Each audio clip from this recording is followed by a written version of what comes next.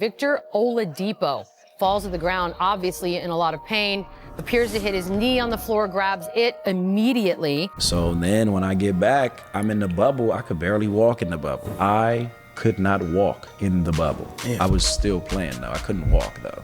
Oladipo, oh man, grabs that left knee. Oh, you're just devastated for Victor Oladipo. It's almost like, you get to the mountaintop and instead of putting a flag there, you get crucified.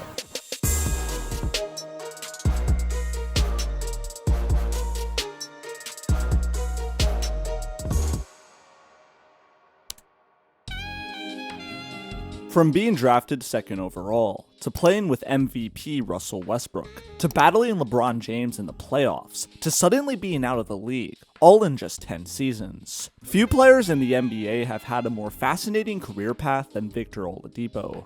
In just his first season with the Indiana Pacers, he injected optimism into a franchise that had just been deflated after losing Paul George. Then, just as quickly as there was hope, everything came crashing down in the blink of an eye. He suffered injuries, burnt bridges and turned his fanbase against him, had a disastrous surgery that ruined his body, lost out on hundreds of millions of dollars, and was out of the NBA by age 30. It's an unheard of, stunning downfall.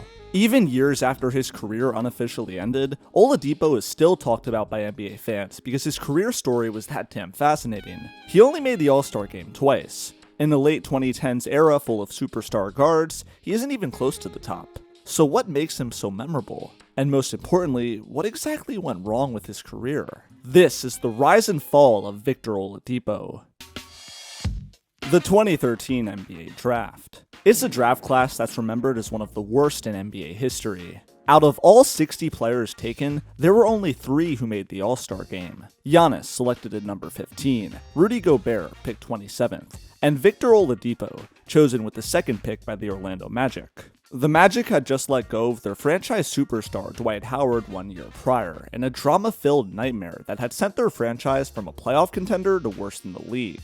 They were desperately searching for a new superstar, and put their eggs into the Victor Oladipo basket because they believed in his potential. At Indiana University, Vic had slowly grown over 3 seasons into a hyper-athletic defensive-minded guard, drawing some comparisons to Tony Allen. The hope was that Oladipo would help Orlando usher in a new culture of hoops with his tough work ethic and competitive mindset. In his rookie season, all signs pointed to just that.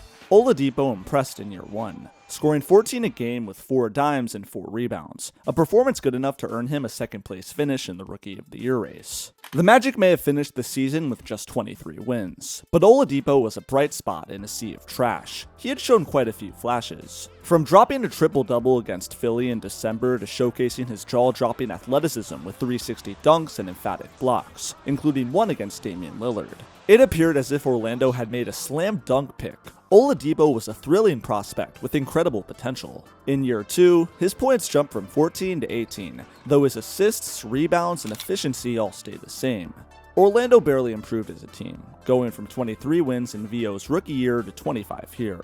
Oladipo may have been a walking highlight reel, but it simply wasn't winning games. On top of this, there were quite a few problems starting to emerge from Orlando's quote-unquote young core. Drafted with the 10th pick in 2014, 1 year after Oladipo, was Elfrid Payton, another young guard who fit terribly with VO. Payton couldn't shoot whatsoever, resulting in a lack of spacing that made it difficult for Oladipo to slash, his go-to style of offense. Oladipo wasn't a great shooter either, shooting 33% from downtown, below league average. It was clear that this new backcourt wasn't going to work. The Magic had to pick one of these two for the future. Also breathing down Oladipo's neck was Evan Fournier, another young guard who fit much better as a shooter next to Payton than Oladipo did. He needed to outplay both of these guys to keep his job. This major decision by Orlando was to be made in the 2015-16 season, one that saw Oladipo due for an extension by the end of it. Such a toxic experience of choosing one young player over the other was described by Oladipo as real tough, saying it was almost like we were battling against each other when we played rather than working together and trying to get a win. That's why year 3 for Oladipo was make it or break it for his time in Orlando. Either he played well and got chosen over the guy with wacky hair and the Frenchman, or he failed to show major improvement and get the boot. Opening up the 2015-16 season, Oladipo seemed to be locked in. In the second game of the season, he scored a 21-point triple-double, including 2 unreal clutch threes in the fourth quarter and in overtime against OKC. Oladipo cannot find an opening, now fires. He got it! He drilled it! We're going to another overtime! One thing that was undeniable about him was his clutch gene. Oladipo did not shy away from the bright lights. This moment, though, just 2 games into the new season, would stand as one of the few positives in an otherwise disappointing third-year campaign. The Magic, who were expecting to make the playoffs, won just 35 games. Oladipo failed to take the leap fans had been hoping for, regressing or staying the same in almost every major stat. He was an inconsistent scorer, and his shooting was still mediocre, making him stand out like a sore thumb in the Magic starting lineup. Orlando's front office recognized this. They preferred Elfrid Payton instead, viewing him as more of a true point guard that could play well alongside Fournier. So, on draft night 2016, Oladipo and newly drafted Domantas Sabonis were moved to the Oklahoma City Thunder for Serge Ibaka. In retrospect, this was one of the worst trades in the last decade by Orlando. But at the same time, the Magic viewed Ibaka as a great fit alongside their other big man, Nikola Vucevic. Oladipo was on his way to the Thunder, joining Russell Westbrook to create an uber-athletic backcourt. He was also planning to join Kevin Durant as well, but he bolted to Golden State before that trio could become a reality. KD unexpectedly leaving proved to be a blessing in disguise for Oladipo, as it allowed him far more opportunities than he would have had the Snake stayed. Despite spending just 1 year with OKC, this season proved pivotal for the development of Oladipo as a player. He was on his first winning team. The Thunder won 47 games and earned the 6th seed. VO played a huge role in that. He was the second option alongside an MVP Westbrook, averaging 16 a game. His three-point percentage shot up to a career-high 36% on 5 attempts a game, marking a huge improvement in his offense. His defense was elite. He was described as playing like an NFL cornerback, giving minimal space and making opposing guards uncomfortable as hell. Being around Westbrook in his best year as a pro taught the fourth-year man a lot as well. He took inspiration from Brody's work ethic, confidence, and intense approach to the game. He recalls a story of when, before a game against Houston, Russ told him he'd dunk on someone with his left hand tonight. Oladipo said no way. Then once Russ threw down an insane left-handed poster in the fourth quarter, he yelled, "I told you," at Oladipo, who was left speechless. Those types of moments stuck with him. The Thunder's strong season came to an unceremonious end though in round 1. They lost in 5 to the Rockets. Oladipo performed quite poorly in the 2017 playoffs, shooting extremely inefficiently and scoring little. One day after his season ended, Oladipo vowed to reporters that this upcoming offseason would be where his training would reach another level. "I'm gonna work and work, and I'm gonna work some more. After that, I'm gonna work some more," Oladipo said. A few months prior, before the season began, Oladipo had inked a 4-year, $84 million deal, his first big payday as a pro. Now, it was time to put his money where his mouth was. But before he could get to work, some shocking trade news hit the NBA. On June 30th, 2017, he and Domantas Sabonis were moved to Indiana in exchange for Paul George, who had requested a trade. It was a stunning trade, and one that the Indiana Pacers were absolutely ripped for. How could they trade one of the most talented players in their franchise's history, PG, for an average starter and an unknown big? What were they thinking? Oladipo was surprised for a different reason. He wondered why he was traded so much, even doubting himself at times and asking why teams were so eager to move away from him. But in several conversations with family and the Pacers front office, he was reminded of the opportunity awaiting for him in Indiana, the same city he had played in college. It was time to seize the day.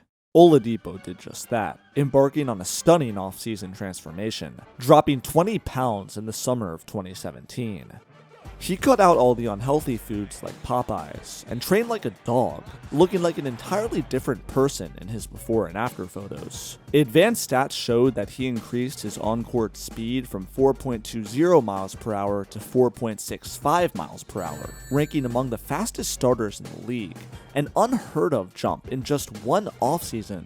By the end of the summer, he was leaner, quicker, stronger, healthier, and hungrier than ever. Before the season, the Pacers were expected to be one of the worst teams in the NBA, projected to win just 32 games. They crushed these lowball expectations though, winning a stunning 48 games. Victor Oladipo was the main driver behind this success. He shockingly exploded into an all-star. He scored a career-high 23 points per game, led the league in steals, and shot a scorching 37% from distance. He almost unanimously took home the Most Improved Player award, finished first team All-Defense, and third team All-NBA.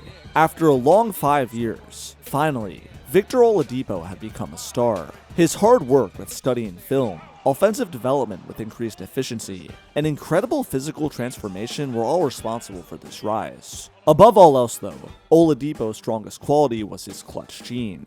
In December 2017, he embarked on an unbelievable clutch tear that left the league in awe.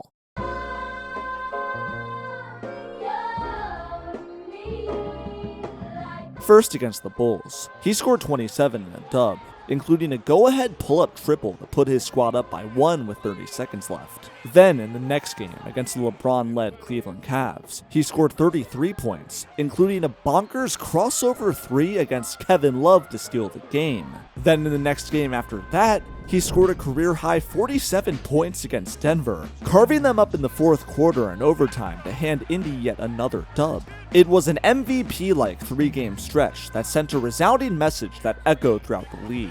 This kid was legit, and he wasn't scared of anyone.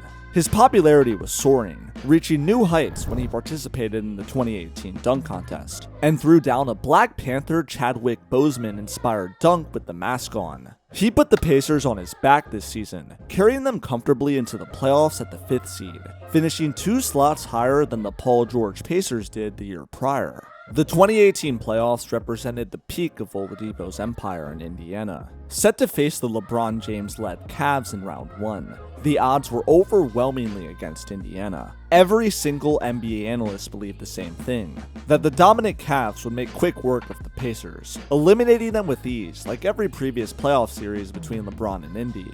Oladipo had different plans though. In Game 1, the Pacers stunned Cleveland with an incredible road victory. VO poured in 32 points with 6 threes. It was amazing how far his jumper had come. He was an unstoppable 3-and-D machine. In Game 2, LBJ struck back with a 46-point triple-double to give Cleveland the narrow victory. 2 games into the series, and it became clear that the Pacers weren't as easy as spectators had thought. In Game 3, the Pacers won again, thanks to a 30-point masterclass by Bojan Bogdanovic. Indy was now up 2-1. The magnitude of this moment needs to be put into context. The Pacers were slowly pushing LeBron, the 3-time champ who had made it to the finals 7 times in a row, to the brink of destruction, in round 1 nonetheless. In Game 4, LeBron showed why he was so hard to defeat, dropping 32 and dissecting the Pacers' defense to steal another dub.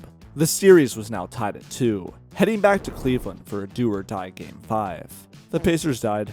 More specifically, Oladipo shriveled in this big moment, shooting just 2 of 15 from the field in this 3-point loss. The final 2 possessions of this game were nightmare fuel for Indy. First, Oladipo got rejected by LeBron on a go-ahead layup attempt that the NBA later admitted was a goaltend. Then, Bron nailed a game-winning 3 as the buzzer sounded, ending the game and handing Indy the L. While this missed goaltend sucked, this overall pitiful performance by Oladipo was a massive missed opportunity. Now, they were facing elimination. Depot responded in Game 6 with 28 in a blowout window, forcing a Game 7 in Cleveland, Ohio. Then in that game, he scored 30, including 25 second-half points, fighting tooth and nail to get the dub. But LeBron was too good. He scored 45, and the Cavs pulled away to win Game 7 and take the series. Indiana's incredible season was over. From entering the season projected to be a lottery team after being ditched by Paul George, to stunning the league with Oladipo's emergence, to coming a hair shy from eliminating the King, Indiana and Oladipo specifically had a lot to be proud of. Little did they know though, this would be the last great moment they'd ever experience in the Victor Oladipo era. It was about to be over before it truly began. The 2018-19 season saw the Pacers once again climb to near the top of the East by December. Oladipo was producing once more, earning his second All-Star appearance, though he was doing so with slightly worse numbers. This was in large part due to his injury struggles. In late November 2018, he was sidelined for 11 straight games due to right knee soreness. This disrupted any momentum he was trying to build. The Pacers went 7-4 without him, prompting some fans to wonder if the team was better without his constant ISO-focused hero ball. After returning from the knee injury, Oladipo shot under 40% in 11 out of the next 18 games. His efficiency from the previous year was down, as was his plus-minus, overall explosiveness, and athleticism. Then, on January 23, 2019, Oladipo's entire world came crashing down. While hustling to play transition defense on Pascal Siakam, he fell and immediately grabbed his knee. He had ruptured his quadriceps tendon, a devastating major knee injury that ended his season. Oladipo recalls feeling like he died on the court at this moment, saying that he looked up and saw his mother's eyes. It was tough. It felt like my soul left my body when I first got hurt. It was one of the saddest moments I've ever experienced as an individual. What's brutal about this injury is that Oladipo had finally been put in the perfect situation for his career. After bouncing around the league for half a decade, he was now the all-star leader of a playoff team, but everything was taken away from him in half a second. Oladipo was cast into the shadows of NBA hell, undergoing a nightmarish 12-month recovery timeline.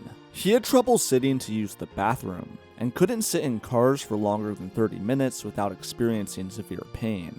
The Pacers got swept in round 1 without him. Oladipo progressed slowly through the summer of 2019 into the 2019-20 season, returning by late January, 1 full year after his initial injury. In his return game, he scored 9 points, including 1 cold-blooded 3 to tie the game in the final seconds. He played out the rest of the season until March when it was suspended, looking inefficient and slower, but still showing flashes of his old self. It would take some time to return back to form, and the Pacers were willing to be patient every step of the way.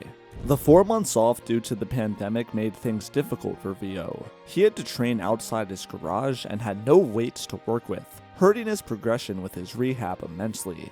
Come playoff time, Indy fell to the Heat in a sweep, their second straight postseason exit without a win. Oladipo later remarked that he literally could not walk in the bubble. He couldn't jump off his right leg either. I only go right. I can't jump off my right leg. I only jumping off my left leg. Just watch all my film. Watch right-hand drives. I only could go right because I only could jump off my left leg. Amidst this chaos, Oladipo had started getting frustrated with the Pacers. He was due for a new contract after the 2020-21 season and wasn't getting the money he desired. There are several reports saying he was offered as much as 4 years, $112 million by Indy, but Oladipo says he was actually offered 3 years, $80 million. Either way, the two sides had failed to come to an agreement because Oladipo wanted more money. Since he wasn't getting that, he started to grow disliking for the Pacers organization. He wanted out. To make matters worse, it was reported that in several games throughout the year, Oladipo had asked opposing teams like the Knicks, Raptors, and Miami Heat if he could come and play with them. Yes, he literally said, "Can I come play with y'all?" verbatim, while he was on the court with his Pacers teammates. An unreal level of disrespect that served as a gut punch to the Pacers team that had invested so much belief into him. Pacers fans were appalled at this behavior and reciprocated Oladipo's anger, beginning to dislike him as well and wanting him off the team. Of course, VO denied that he wanted a trade and denied that he said these words at all. These reports were incredibly damning though. Once the 2020-21 season started, the writing was on the wall. Oladipo was set to be a free agent, and since there was no agreement in sight, a trade was the only option. In just 2.5 years, the Victor Oladipo era in Indiana had gone from full of excitement to nothing but anger, directed by Depot towards the Pacers and Pacers fans towards Depot. Early into the new season, he was traded to the Houston Rockets for Karis LeVert and a second-round pick. It was over. In Houston, Oladipo played quite alright, scoring 21 points per game in the 11 games he played for the team, though it was on mediocre efficiency. The Rockets even offered him a 2-year, $45 million deal a few weeks after acquiring him as well, but Oladipo rejected this because he wanted a long-term deal. Houston, who was entering a rebuilding phase, said no thank you, later trading VO to the Miami Heat at the trade deadline in March. Miami was a team that Vic always had a lot of interest in playing for. They were competitive, had a great culture, and needed a two-way star of his caliber to become true contenders. This was the perfect opportunity for him. In his fourth game with the team against LA, he was feasting, scoring 18 points on 85% true shooting, including a ferocious dunk that showcased some of that old athleticism we had been missing. But late in the fourth quarter, on a cut to the basket, he came up holding his right kneecap. It was the same knee he had hurt back in Indiana. A ruptured quad had occurred once more. I know what you're thinking, Dylan. What are the chances the same injury could happen twice in such a small time frame? Well, pretty large actually, especially when the original surgery Oladipo got was botched. That's right, after suffering this quad injury with the Heat, Oladipo was told some horrible news by Heat team doctors. The reason the risk for re-injury on this knee was so high was because the way his previous doctor did his surgery was probably better for a 90-year-old woman, not a 26-year-old athlete. It was completely botched, failing to even hook up the torn tendon like it was supposed to. The doctors were surprised that he could even play at all. For Oladipo, this made perfect sense. Since his original surgery, he never felt quite right. He was slower and less fluid. Getting out of bed in the morning felt like there was a knife stuck in his knee. These are not the feelings he should have been experiencing after a successful surgery. He needed another one, which he got in May 2021. It's worth noting that this first 2019 surgery was done by Oladipo's own doctors, not the Pacers. He wanted full freedom and control over the process. A catastrophic mistake that may have cost him his career. A few months later in the 2021 offseason, he signed a 1-year veteran minimum contract to stay with Miami. The man who had rejected an $80 million and $45 million deal now had to settle for just $2 million. Talk about a bad investment. Oladipo returned about a year later in March 2022, playing well for the Heat to end the regular season, even scoring 40 in the final game against Orlando. Not all was lost for the 29-year-old. If he stayed healthy, he'd still be able to carve out a nice role for himself in the league. He was pretty forgettable in the playoffs, though he did play a huge role in Miami's closeout Game 5 win against Atlanta with a vintage 23-point performance. The Heat were impressed enough to give him a 2-year, $18 million deal in the summer of 2022. Oladipo had now gotten a bit of breathing room, and had a real shot at reviving his career with the Heatles. The 2022-23 season was a nightmare though. First, Oladipo missed the first 24 games of the season due to left knee tendinitis. When he returned in December, he played pretty poorly. The guy couldn't accept he was no longer a superstar, because he played as if he was still in Indiana. Poor shot selection, no playmaking, and a handicapped finishing ability due to his lack of explosiveness. Instead of taking a back seat to Jimmy and Bam, he tried to be that guy. But you're not that guy. Then, any momentum he was building got sliced when he sprained his right ankle in February 2023, an injury that forced him to sit out for 7 more games, completely disrupting his rhythm. When he returned, he was even worse, getting DNP'd multiple times throughout the remainder of the season. The finishing blow came in the playoffs, when in Game 3 of the Round 1 series against Milwaukee, Oladipo tore his left patellar tendon on a drive to the rim. The entire arena felt the weight of the moment. Everyone knew how devastating this was. But Oladipo showed no emotion, staring ahead in quiet indifference. The injury bug had been unrelenting, and now it had bitten him one final time. After this, Oladipo never fully recovered career-wise. He bounced around the league, from the Thunder, to the Rockets again, to the Grizzlies, before being cut in November 2023. Then once his contract expired in the summer of 2024, no team picked him up. It's remained that way for a year now. Oladipo has since stated multiple times that he's chasing an NBA comeback, with some teams reportedly interested, so time will tell if he gets another shot. The story of Victor Oladipo is one of disappointment, hard work, immaturity, poor decision-making, excellence, and tragedy. When looking back in retrospect, it's crazy how his career was essentially over by age 27. After entering the league at 21, he spent years putting in the work, finally breaking out at 25, only for it to all come crashing down by 27. 3 surgeries later, and it appears that's all she wrote for his career. Well, if he can't get another shot at hoops, he can rest assured knowing that he has singing as a backup. All it took was one day For me to love you 4 years, 3 months, 2 weeks, and a Sunday. For you to love me Monday.